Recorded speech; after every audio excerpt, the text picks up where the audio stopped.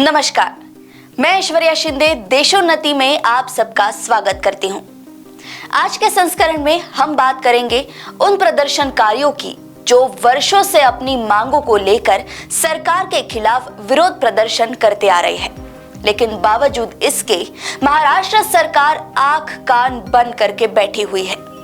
हर साल ये प्रदर्शनकारी महाराष्ट्र के दूर दराज इलाकों से अपनी मांगों को लेकर शीत सत्र में नागपुर आते हैं, लेकिन हर बार इन्हें सिर्फ आश्वासनों के साथ खाली हाथ लौटना पड़ता है।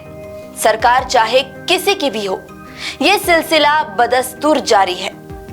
लाखों की तादाद में यहाँ विभिन्न संगठन अपनी मांगों को लेकर विदर्भ में दस्तक देते हैं। कोई मोर्चा निकालकर अपनी आवाज बुलंद करने का प्रयास करता है, तो कुछ धरना प्रदर्शन के जरिए सोई हुई सरकार तक अपनी आवाज पहुंचाने की कोशिश करते हैं।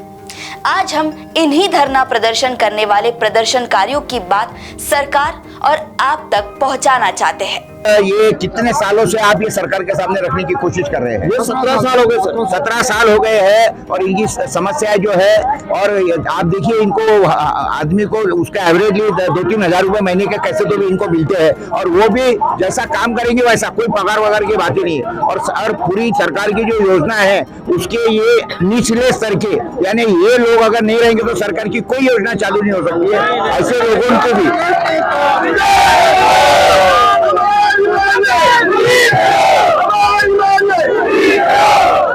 हम गवर्नमेंट के सामने, ये हमारा पहला धरना नहीं है। हर अधिवेशन में हम ऐसे धरने देते रहते हैं और हर अधिवेशन में हमारी मांग चलती रहती है। हमने गवर्नमेंट से यही मांग किया है कि नबी पाक सल्लल्लाहु अलैहि वसल्लम की अजमत पर और महापुरुषों पे जो हमले किए जा रहे हैं, इसके वास्ते कायदा कानून बनना चाहिए और ये लोगों को कड़ी से कड़ी सजा मिलना चाहिए कि कोई भी देश की शांतता व्यवस्था को और राज्य की शांतता व्यवस्था को खराब करने की जो कोशिश की जा रही है, इसके लिए कायदा बनेगा तो कभी ऐसा काम नहीं होगा। हमने कितने सालों से आप ये मांगे कर रहे हैं? करीब करीब कम से कम हम 10-15 साल से ऊपर हमारा काम चले। तो कोई आपको समाधान मिला है? अभी तक के कोई समाधान नहीं मिला, आश्वासन के सिवा कुछ नहीं मिला। दरअसल नागपुर में आयोजित होने वाले विधानमंडल के शीत सत्र के दौरान धरना प्रदर्शन पर बैठने वाले प्रदर्शनकारियों के लिए हमेशा से आमदार निवास के आसपास पंडाल लगाए जाने की व्यवस्था हुआ करती थी, और इन्हीं पंडालों में प्रदर्शनकारी अपने बैनर पोस्टर के जरिए अपनी मांगों का खुलकर प्रदर्शन किया करते थे। इसका एक फायदा तो ये मिलता था कि राह से गुजरने वाले हर आम आदमी की नजर इन पर पड़ जाया करती थी, और दूसरा ये कि आमदार निवास से होकर विधान भवन की ओर जाने वाले विधायक और मंत्री कभी कभार अपनी गाड़ियां रोककर इनका हालचाल जान लेते थे। लेकिन हालात पहले से बदल गए हैं।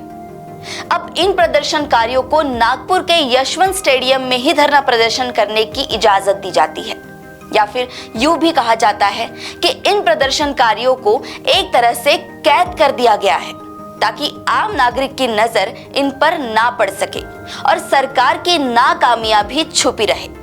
लेकिन देशोन्नति के मुख्य संपादक और विदर्भवादी प्रकाश पोहरे की नजर से सरकार की यही चालाकी छुप ना सकी, और उन्होंने राज्य सरकार को बुज़दिल करार देते हुए इस फैसले पर सवालिया निशान लगा दिए। नमस्कार दोस्तों, नमस्ते। मैं प्रकाश पोहरे, संपादक दैनिक देशोन्नति। देखिए, मैं आपको ये परिसर बता रहा हूँ। ये है पूरा यशवंत स्टेडियम, और ये क्या है मालूम है? ये जनता की आवाज दबाने के लिए इन्होंने सारा ये यहाँ किया है। आप देख रहे होंगे, हालांकि ये मोर्चे वगैरह यहाँ क्यों आते हैं?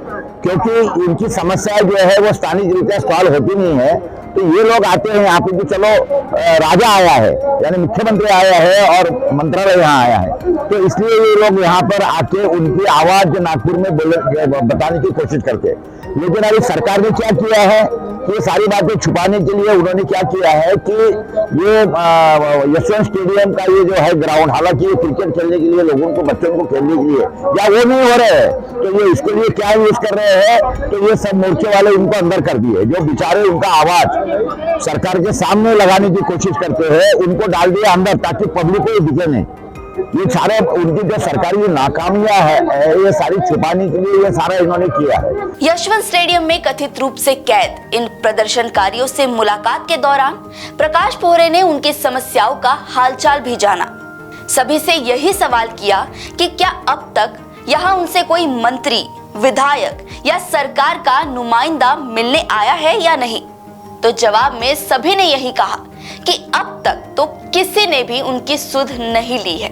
तो इनकी जो जायज मांगे है वो भी पूरी होती नहीं है और उनके लिए यहाँ अंदर आके बैठना पड़ता है ये यशवंत स्टेडियम के अंदर, ताकि पब्लिक इसको ना सुने, अपनी नाकामियां जो है सरकार की वो सामने ना आए। इसीलिए सरकार ये षड्यंत्र है कि यशवंत स्टेडियम के अंदर इन सब लोगों को दबा के रखा है। ना कोई आपको आदमी आके मिला है यहाँ पे सरकार का? अभी कोई नहीं, कोई आके मिला नहीं है। देखिए वही मैं बता रहा हूँ, इनको कोई मिलने आता नहीं है कुछ। वाकई में ये बात हैरान करने वाली है कि जो प्रदर्शनकारी ठिठुरती ठंड में रात गुजार कर इन पंडालों में धरना प्रदर्शन कर रहे हैं, उनकी खैर खबर लेने वाला तक कोई नहीं है।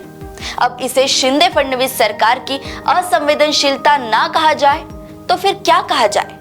खैर, सरकार भले ही सोती रहे, लेकिन विदर्भवादी प्रकाश पोहरे ने अब इनकी मुसीबतों और परेशानियों को सामने लाने का बीड़ा उठा लिया है और प्रदर्शनकारी भी पोहरे के इन प्रयासों की सराहना कर रहे हैं। देखिए आप ही मैंने 3-4 रोज पहले विधान भवन के अंदर बड़ा आवाज किया था कि आप लोगों की समस्या या विदर्भ में आते हो तो विदर्भ की बातें करो। तो मैंने अगर वो नहीं सुने जा रही है 7-8 दिनों से वो फालतू की उसके ऊपर समय पास कर रहे, तो मैंने वहां पे निषेध करने की कोशिश किया और बताने की कोशिश किया सरकार को कि विदर्भ में आते हो तो विदर्भ की समस्या पे बात करो। तो आप उसकी बात को समर्थन करते हो? समर्थन है सर। आज प्रकाश पोहरे साहब जो जिस बात को करते हैं, हम प्रकाश पोहरे के साथ महाराष्ट्र के पूरे ग्राम रोजगार शोध करेंगे। बहरहाल अब ये देखना है कि सरकार तक इन प्रदर्शनकारियों की आवाज पहुंचती है या नहीं, या फिर हमेशा की तरह ही पंडालों में उनकी आवाज कैद होकर रह जाएगी। अगले संस्करण में आपसे फिर मुलाकात होगी। नमस्कार। ठळक घडामोडींसाठी देशोन्नती न्यूज चॅनलला सबस्क्राईब करा आणि बेल आयकॉन प्रेस करा।